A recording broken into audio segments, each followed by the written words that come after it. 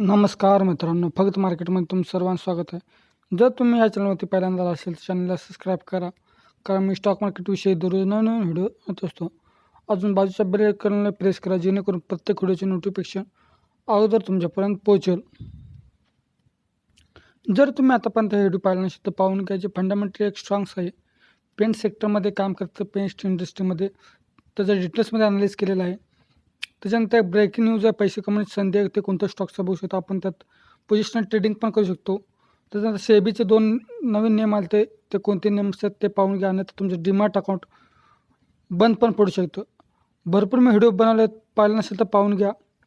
IINVESTमेंटमध्ये split होणार आहे, त्याच्याबद्दल पण न्यूज आलं, तर त्याच्याबद्दल पण मी व्हिडिओ बनवला आहे. पाहिलं नसेल तर पाहून घ्या. तर आता आपण आपल्या नॉर्मल स्क्रीनवर आलो. तर ह्या व्हिडिओमध्ये आपण एका न्यूजबद्दल माहिती घेणार आहोत, जे पर्टिक्युलर सेक्टरला, पूर्ण त्या सेक्टरला काय होणार, फायदा होणार आहे.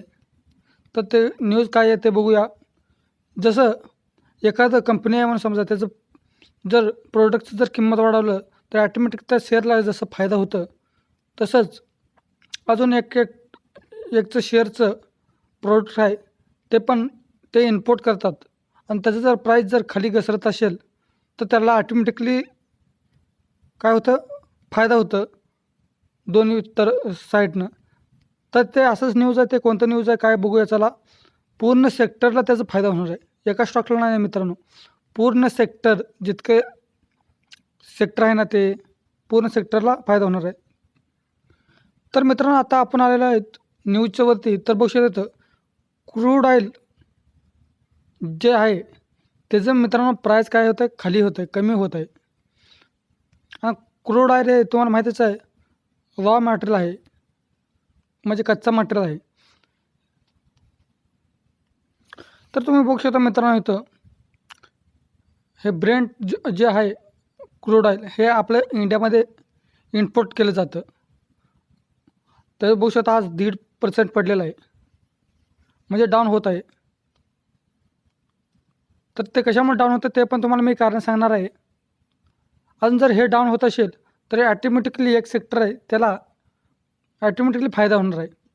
जर तुम्ही कोणती गोष्ट जर घेत असाल, विकत घेत असाल, आणि त्याचं जर प्राईस कमी होत असेल तर तुम्हाला ते ऑटोमॅटिकली तुमची तितकं, समजा तुम्ही एक वस्तू आहे ते 10 रुपयाला घेत असाल, अजून ते आता वस्तू किती तुम्हाला 7 रुपयाला भेटत असेल, तर तुमचे 3 रुपये वाचतात तिथं. तसंच हे क्रूड ऑइलमध्ये पण तसंच आहे, त्यांचे पैसे वाचतात. तर ते कोणतं सेक्टर ते पण बघूया. आता आधी आपण न्यूज बघूया. तर इथं बघू शकता मित्रांनो तुम्ही, क्रूड आपलं प्राईस इथं 1.32% ते कशामुळे हे झालेलं आहे, तर slow economy of the recovery in the चायनाचं जे इकॉनॉमी आहे ते स्लो झालेलं आहे. अजून चायना हे क्रूड ऑइल इम्पोर्ट करतं, अजून ते दुसऱ्या क्रमांकावर इम्पोर्ट करण्यासाठी. आपला क्रमांक 3रा क्रमांक आहे.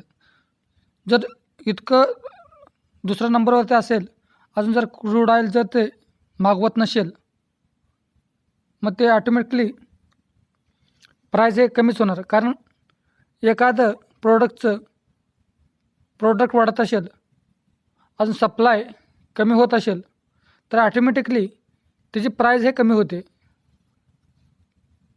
समजा आता जसं कांद्याचं असतं मित्रांनो, कांदा किती आहे, 10 किलो, पण पाहिजे किती, 5 किलो. मग 5 किलो एक्स्ट्रा झाला, मग ऑटोमॅटिकली इथं प्राईस किती होतं, कमी होतं. तर तसंच क्रूड ऑइलमध्ये पण सप्लाय जास्त झाला आहे, अजून घेणार कोण नाही आहे.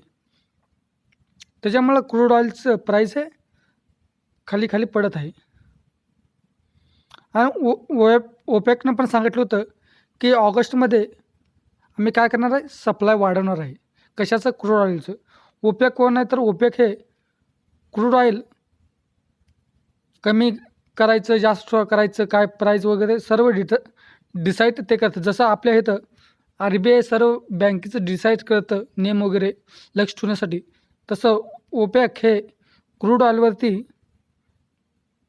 नजर ठेवतो म्हटलं तरी काय हरकत नाही आहे. इथं बघू शकतो तुम्ही, इथं न्यूज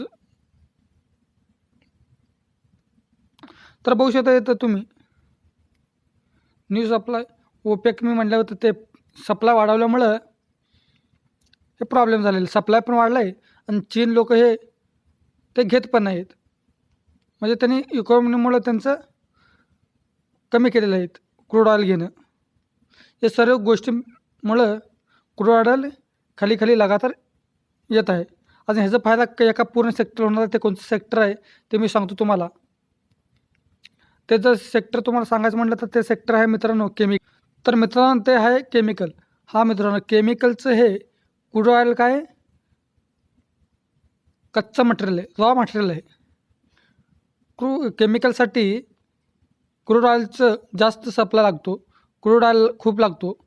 त्याच्यामुळं ह्याला ऑटोमॅटिकली केमिकल पूर्ण सेक्टरला फायदा होणार आहे. 1-2 स्टॉक्सचं नाव घेणं हे चुकीचं आहे. पूर्ण सेक्टरलाच ह्याचा फायदा होणार आहे. कारण तुम्हाला सांगितलंच मी केमिकल सेक्टरचं काय हे कच्चा माल आहे, कच्चा रॉ मटेरियल आहे. आणि प्रत्येक सेक्टरमध्ये केमिकल सेक्टरमध्ये क्रूड ऑइल लागतंच. अजून तुम्हाला माहितीच आहे मित्रांनो केमिकल सेक्टर हे एकदम तेजीमधलं सेक्टर झालं आहे आता.